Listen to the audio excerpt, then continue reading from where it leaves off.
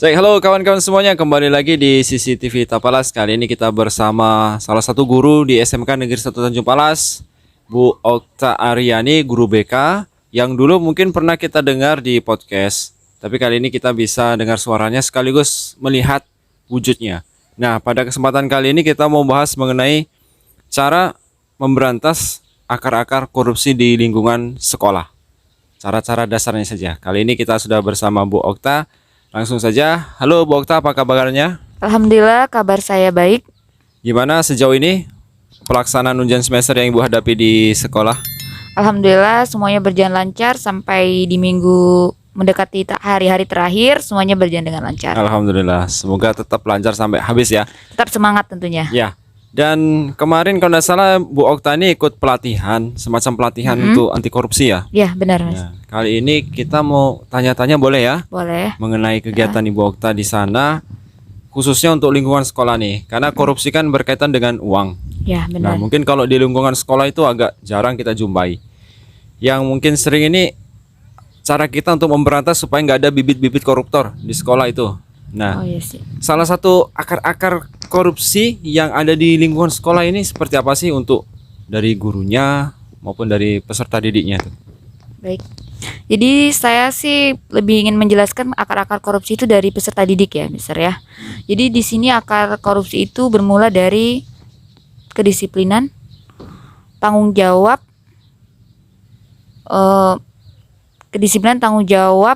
dan ada siswa yang misalnya tanpa disadari bisa menyebabkan itu menjadi akar-akar korupsi adalah perilaku menyontek maksudnya. Oh, salah satunya mencontek ya? Iya, menyontek. Memang kita nggak pernah mengiyakan mencontek. Iya, benar. Itu nggak Ternyata bisa itu. dibenarkan lah ya sebenarnya. Karena menyontek itu kan ada temannya yang misalnya benar-benar belajar dengan sungguh-sungguh, tapi dikalahkan atau dipatahkan dengan temannya yang menyontek. Mencontek. Gitu. Jadi kan semangatnya untuk belajar jadi hilang. Jadi ada yang nyontek. Nyontek ini kan melihat hasil kerjaan temannya nih. Iya, Kalau dia bawa contekan sendiri, bawa kertas seperti kertas kerepean, kalau zaman sekarang bahasanya itu gimana? Apakah termasuk akar-akar korupsi atau tidak? Menurut saya sih itu udah termasuk akar-akar korupsi. Ada di suatu negara pernah saya mendengar bahwa kalau ada peserta didik yang mencontek itu dipenjara. Nah, bagaimana kalau itu diberlakukan di Indonesia? Tentu Banyak pelanggaran pasti. iya, tentunya penjara penuh. Nggak sempet nih kriminal-kriminal yang lain dipenuhi oleh perilaku yang menyontek itu peserta Iya, ya. didik tentunya. Jadi ini peran kita juga supaya anak-anak tuh ngurangi lah dulu. Dari sekarang kan kurangi mencontek, lama-lama nanti bisa mandiri. Kalau kita berantas langsung habis Nggak mungkin bisa, susah ya. iya. Apalagi kalau sendiri gurunya aja. Iya, benar. Misalnya dulu aja pengalaman kita sekolah kan kita pernah ya mencontek ya. Saya pernah nggak ya? Ya. Kalau saya sebenarnya pernah menyontek, tapi setelah saya mendalami bahwa itu adalah satu bibit-bibitnya gitu. Maksudnya bibit-bibit mencontek dia tidak jujur. Iya. Jadi dalam nilai-nilai anti korupsi yang perlu kita tanamkan pada peserta didik sejak saat dini itu adalah kejujuran. Itu adalah hal yang paling penting. Berarti dengan mencontek berarti dapat dikatakan bahwa dia sudah tidak jujur. Sekali ketahuan bohong maka sulit dipercaya kembali ya. Ya, benar. Dan Makanya- tidak jujur serta tidak bertanggung jawab. Tidak bertanggung jawab seperti apa? Berarti dia tidak menjalankan tugasnya sebagai seorang peserta didik dengan belajar secara sungguh-sungguh. Nah, ini kan sudah apa nih, pelaksanaan ujian semester kan ini kan ada di pertengahan nih, Ya, dan masih ada beberapa hari ke depan. Nah, pesan Ibu untuk anak-anak yang sedang ujian dimanapun mereka berada ini apa mengenai tadi tuh contek-mencontek? ya. Pesan saya sih seperti ini ya. Ibu tahu kalian sampai di posisi saat ini itu susah. Kalian sampai di posisi SMP, SMA, SMK itu susah, sulit. Nggak semua orang bisa di posisi kalian. Tapi kalian harus memanfaatkan waktu kalian dengan sebaik-baik mungkin. Jadi apa yang guru kalian kasih itu adalah hasil selama ini yang kalian lakukan selama proses belajar mengajar. Jadi kalian harus menghargai diri kalian dan menghargai guru kalian. Menghargai diri itu seperti apa? Seperti dengan belajar sungguh-sungguh, tidak terlambat datang saat ujian, dan belajar untuk jujur pada diri sendiri dan orang lain. Orang-orang tidak melihat kalian menyontek, tapi Tuhan melihat. Jadi kalian mungkin nggak merasakan efeknya sekarang, tapi setelah nanti kan akan merasakan dampaknya.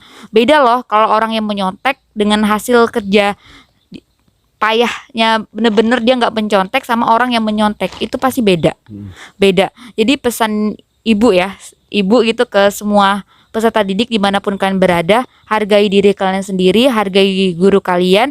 Kalau kalian ingin dihargai orang lain, coba belajar hargai diri kalian sendiri, hargai apa yang telah kalian belajar selama ini, belajar untuk jujur, belajar mengerjakan semuanya dengan hati tanpa ada kebohongan yang kalian lakukan. Jadi please, ayo kita sekarang mulai nih belajar tanpa menyontek. Pasti bisa. Memang berat. Ada nih, kita masih lihat lingkungan kita, teman-teman kita yang mencontek. Misalnya ada nih, kalau misalnya aku nggak mencontek, pasti nilaiku bakal rendah. Sementara temanku yang mencontek nggak belajar, nilainya bisa tinggi. Udah, kita buang pikiran-pikiran yang seperti itu. Kita coba mulai tanamkan pada diri kita sendiri bahwa kita bisa berprestasi tanpa mencontek.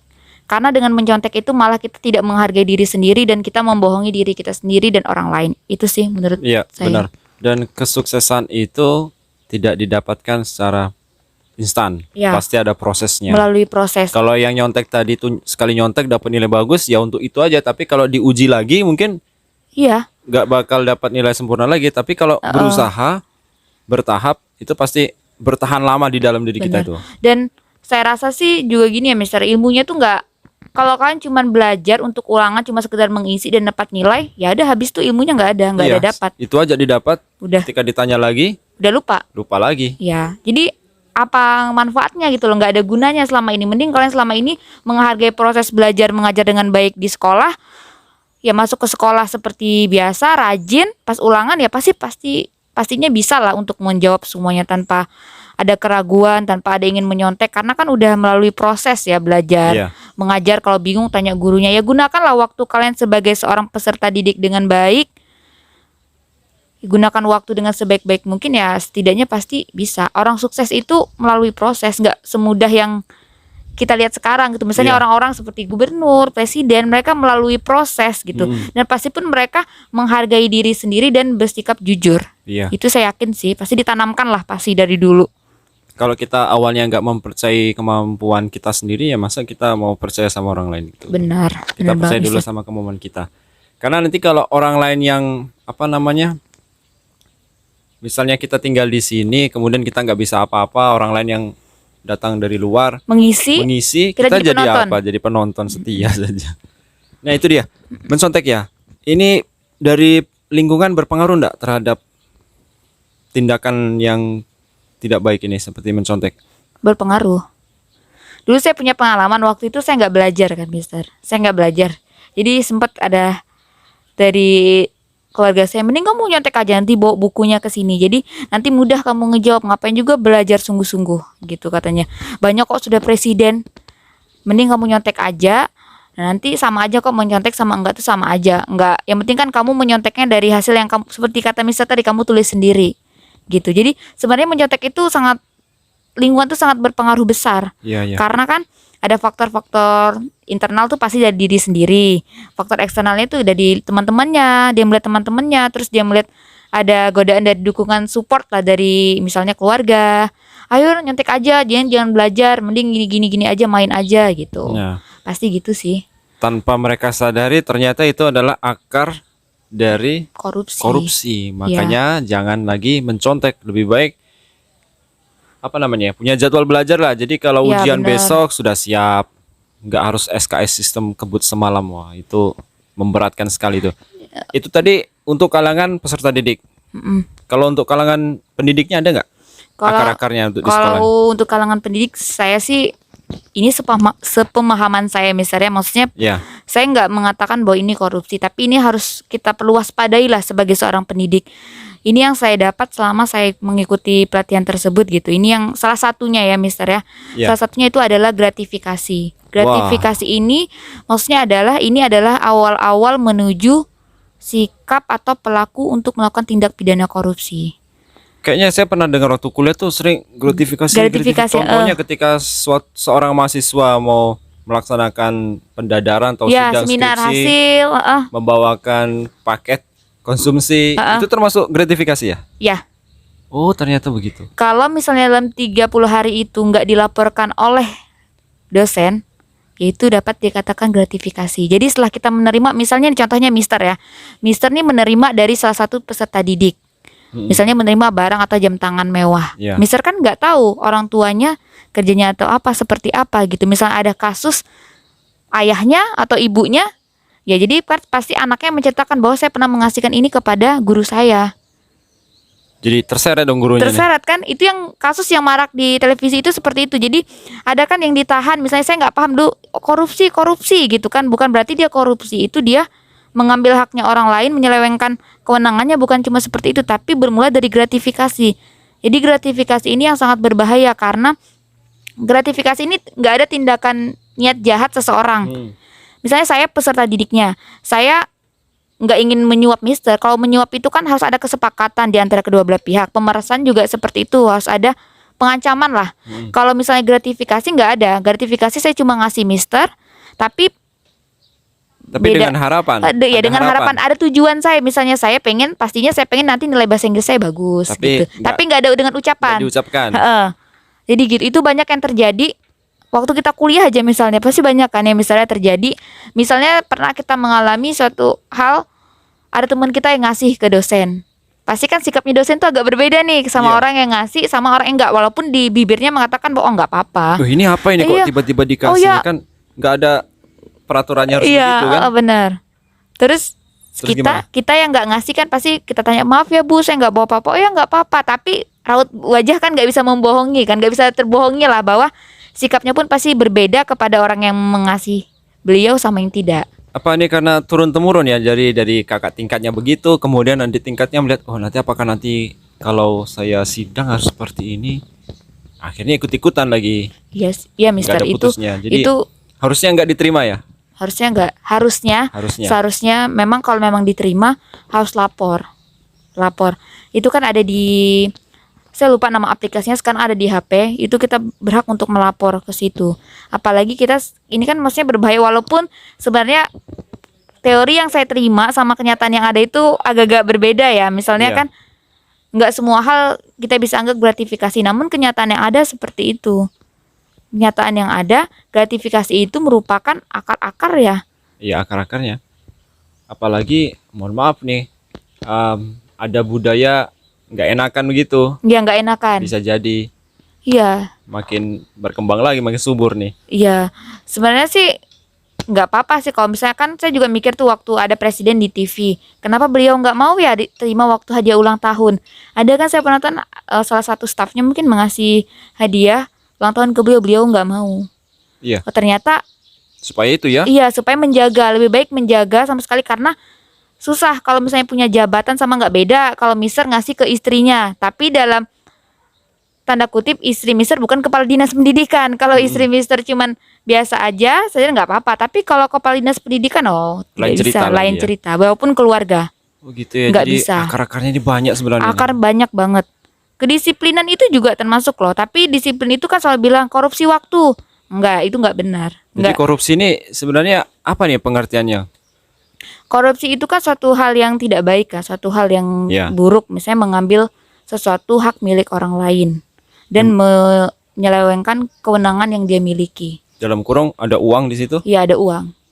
Korupsi itu ya berkaitan dengan uang. Misalnya dia punya kedudukan, dia bisa ambil, misalnya dia misalnya punya kedudukan, dia bisa mengambil, menyalahgunakan gitu. Iya, bahwa itu uang negara tapi dia bisa menyalahgunakan untuk kepentingan pribadi, dia mentransfer ke rekeningnya.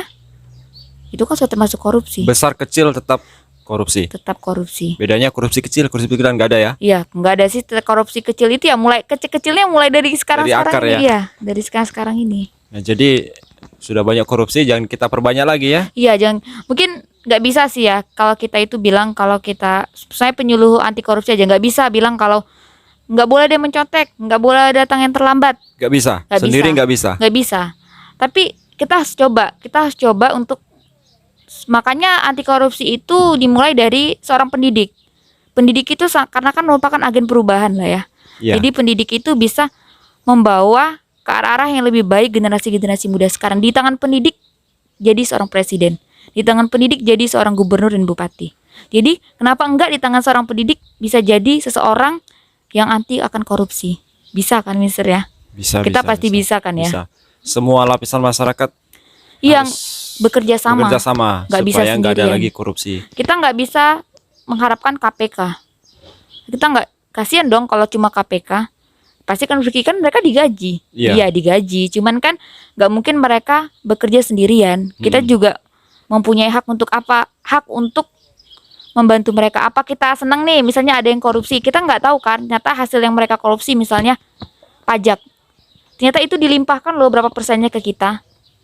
Harusnya uang yang bisa kita gunakan untuk beli susu anak dipakai untuk membayar pajak dan itu dikorupsi sama orang-orang yang tidak bertanggung jawab. Nah. Apakah kita mau hidup seperti itu terus? Tidak mau kan. Jadi makanya sekarang kita harus sama-sama berubah sih menjadi manusia yang berintegritas. Integritas itu kan maksudnya adalah apa yang kita ucapkan Sinkron dengan tindakan. Iya benar. Jadi bukan berarti misalnya nih saya mengatakan hal tersebut bukan berarti saya orang yang tidak pernah melakukan kesalahan. Iya. Orang yang berintegritas itu pasti dan tentunya pernah melakukan sebuah kesalahan. Namun seseorang yang pernah melakukan kesalahan mencoba untuk berubah, mengakui dan tidak mengulanginya lagi. Bertobat ya, benar-benar Ya, tobat. tobat nasuha ya, Mister ya. Tobat nasuha. Di Pancasila juga ada tuh sila kelima tuh kan, keadilan sosial bagi seluruh rakyat Indonesia itu kan sila yang menyadarkan kita supaya tidak berkorupsi salah satunya, Iya, tidak benar. mengambil hak milik orang lain. Itu salah satu tujuan sih, Mister. Tujuan dan Iya. cita-cita akhir dari Ada seorang. di undang-undang tuh. Iya, dan itu merupakan tujuan kita bahwa kita harus merdeka. Sekarang kita memang lagi merdeka, tapi sesungguhnya di dalam itu kita lagi nggak merdeka. Kita dijajah oleh negara kita sendiri. Dijajahnya dengan apa? Dengan korupsi ini, korupsi Korupsi, ya. merajalela. Apalagi yang kemarin berita terbaru korupsi bantuan sosial itu. Iya, itu sangat Wah. menyedihkan sekali. Maksudnya sosial yang misalnya mie nih, Iya. mie yang harusnya bisa dikasih 1 dus lah ya. Misalnya ini Iya. ya, saya nggak, kalau salah mohon maaf, tapi misalnya 1 dus, tapi nyampe misalnya dari pusat sampai 1 dus, tapi nyampe misalnya ke Kalimantan cuma Setengah. nggak sampai Setengah dus. setengah 5 bungkus misalnya seperti itu. Iya ya. Itu kan sangat disayangkan sekali. Kenapa sih kita harus bersifat Serakah serakah? gitu. Kenapa sih kita harus bersifat ingin memenuhi kebutuhan kita sendiri tanpa kita sadar bahwa udah cukup gitu. Nah, nggak usah kita bersifat serakah. Masa iya kita mau seperti disamakan seperti tikus ya? Tikus-tikus yang berdasi ya, Mister ya. Untung saya enggak pakai dasi nih. Jadi Aman ya, Mister, aman. aman. Jadi masa sih kita mau disamakan sama hal-hal seperti itu gitu. Jadi Janganlah, nanti rusak negara kita nih lama-lama. iya, dan jangan pernah mengatakan bahwa korupsi itu adalah budaya.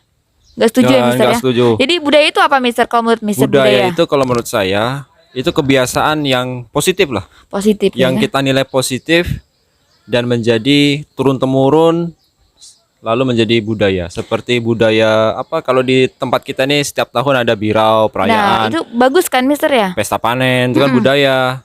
Lomba tradisional di pesta sungai. Nah, seperti balap perahu itu budaya. Budaya yang bagus kan dan perlu Bagus.